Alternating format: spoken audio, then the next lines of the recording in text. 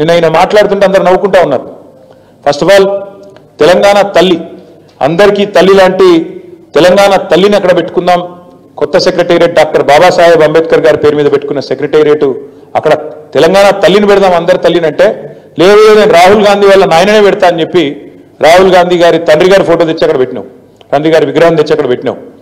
పెట్టడమే కాకుండా ఢిల్లీ మెప్పు కోసం ఇన్ని రోజులు బూతులు తిట్టిండు కదా, సోనియా గాంధీ గారిని బలిదేవత అని, రాహుల్ గాంధీ గారిని ముద్దపప్పు అని, నానా బూతులు ఏవైతే గతంలో తిట్టినావో వాటిని కవర్ చేసుకోవడానికి ఈరోజు చాలా కష్టపడి వాళ్ళ ప్రాపకం కోసం నేను చెప్తున్నాడు.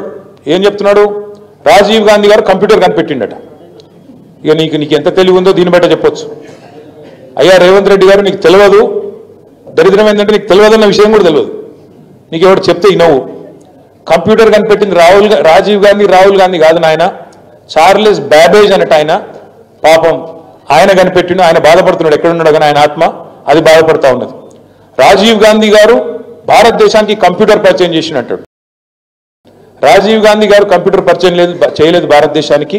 1955లోనే టాటా గ్రూప్ వాళ్ళు బొంబాయిలో మొట్టమొదటి కంప్యూటర్ను వాళ్ళు తీసుకొచ్చినారు. ఇది నీకు తెలియదు.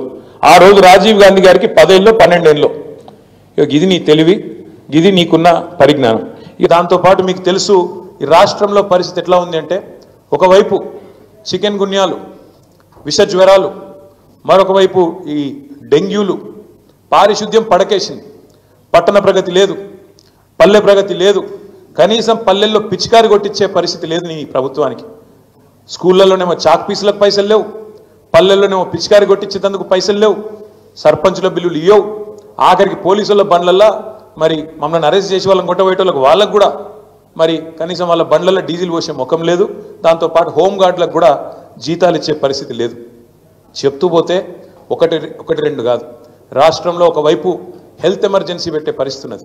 అంత దారుణమైన పరిస్థితులు వాళ్ళ పిల్లలు ఎక్కడ చూసినా ప్రతి ఇంట్లో జ్వరాలతో అతలాకుతలం అవుతున్నారు. ఇవన్నీ ఒకవైపు ఉంటే, పాలనను పక్కన పెట్టి కేవలం కేసీఆర్ను బీఆర్ఎస్ పార్టీని తెల్లారి లేస్తే తిట్టడమే ఒక పనిగా పెట్టుకొని ఒక పనికిమాలిన పాలన నడుపుతున్న రేవంత్ రెడ్డి గారికి ఇవాళ ప్రజాపాలనా దినోత్సవం జరుపుతా ఉన్నాడు. అందుకే ఇవన్నీ చెప్తా ఉన్నాడు. ఈ సెప్టెంబర్ 17ను ప్రజాపాలనా దినోత్సవం అంటున్నాడు. ఈ రాష్ట్రంలో ఇంతవరకు పాలన అనేదే లేదు, ఆలన లేదు, పాలన లేదు. గురుకులాల్లో పిల్లలు అవస్థలు పడతా ఉన్నారు విషాహారం తింటూ. గురుకులాల్లో పిల్లల మీద అఘాయిత్యాలు జరుగుతూ ఉన్నాయి.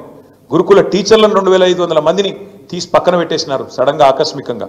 ఇట్లాంటి పరిస్థితి ఉంటే ప్రజాపాలన పేట డైవర్షన్ గేమ్లు ఆడుతున్న రేవంత్ రెడ్డి గారు పరిపాలన మీద దృష్టి పెట్టు, పరిపాలన చెయ్యి, ప్రజలకిచ్చిన హామీలు నెరవేర్చు.